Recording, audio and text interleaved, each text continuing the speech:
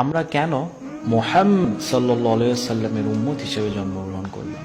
আমাদের তো জন্ম হতে পারত ইব্রাহিম আলাইহিস সালামের যুগে, আমাদের তো জন্ম হতে পারত দাউদ আলাইহিস সালামের যুগে, আমাদের তো জন্ম হতে পারত মূসা আলাইহিস সালামের যুগে, আমাদের তো জন্ম হতে পারত ঈসা আলাইহিস সালামের যুগে।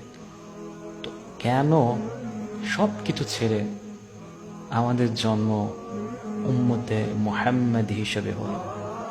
এটা কি কখনো একবার নিজেকে প্রশ্ন করেছি বা কখনো জানার চেষ্টা করেছি? করিনি। আপনি জানেন উম্মতে মুহাম্মাদি এদের বৈশিষ্ট্য, মানে এদের নিয়ামতগুলো কি? একটা শায়েখের কথোপকথন থেকে কিছু কথা উল্লেখ করছি। তিনি খুব সুন্দরভাবে একটা বিষয় উপস্থাপন করেছেন। আল্লাহ সুবহানাহু ওয়া তাআলা এবং মূসা আলাইহিস সালামের একটা কথোপকথন রয়েছে, যেখানে মূসা আলাইহিস সালাম বলছেন, ইয়া আল্লাহ, আমি দেখেছি তাওরাতে, অর্থাৎ আমার উপর যে ওহী নাযিল হয়েছে সেখানে দেখেছি যে এমন একটা জাতি আসবে যে জাতির পেটে যদি খাবার আটকে যায় আপনি তাকে ক্ষমা করে দিবেন যদি সে খাওয়ার শুরুতে বলে বিসমিল্লাহ এবং খাওয়া শেষে বলে আলহামদুলিল্লাহ। সুবহানাল্লাহ।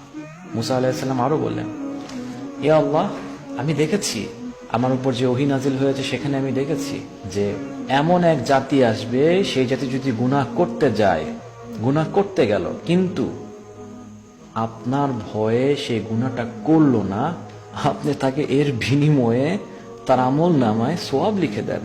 সুবহানাল্লাহ। হে আল্লাহ, সেই কওমকে আমার কওম বানায় দেন, অর্থাৎ সেই জাতিকে আমার জাতির অন্তর্ভুক্ত করে দেন।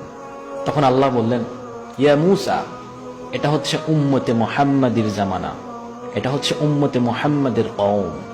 সুবহানাল্লাহ। মূসা আলাইহিস সালাম আল্লাহকে আরো বললেন, ইয়া আল্লাহ, এমন একটা জাতি আসবে যে জাতি কিনা কোনো ভালো কাজ করার ইচ্ছা মনে জাগাবে, নিয়ত করবে কোনো ভালো কাজ করার, কিন্তু করবে না, তাতেই আপনি তার সওয়াব লিখে দেন তার আমল নামে, আর যদি সে করে তার সওয়াব আপনি 10 থেকে 700 গুণ করিয়ে দেন।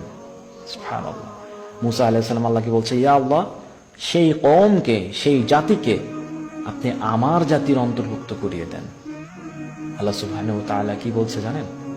ইয়া মূসা, এটা হচ্ছে উম্মতে মুহাম্মাদের কওম। সুবহানাল্লাহ। মূসা আলাইহিস সালাম তখন আল্লাহকে বলছে, ইয়া আল্লাহ, আমাকে আপনি মুহাম্মাদের কওমের অন্তর্ভুক্ত করুন। সাল্লাল্লাহু আলাইহি ওয়াসাল্লাম। সুবহানাল্লাহ। কতশো বছর আগে মূসা আলাইহিস সালাম, যার কথা কোরআনে এতবার এসেছে, যাকে আল্লাহ সুবহানাহু ওয়া তাআলা তার যার কর্মকাণ্ডগুলো, যার কাজগুলো এত পছন্দ করেছেন এবং তার শিক্ষাগুলো আমাদেরকে শিখায় দিয়েছে।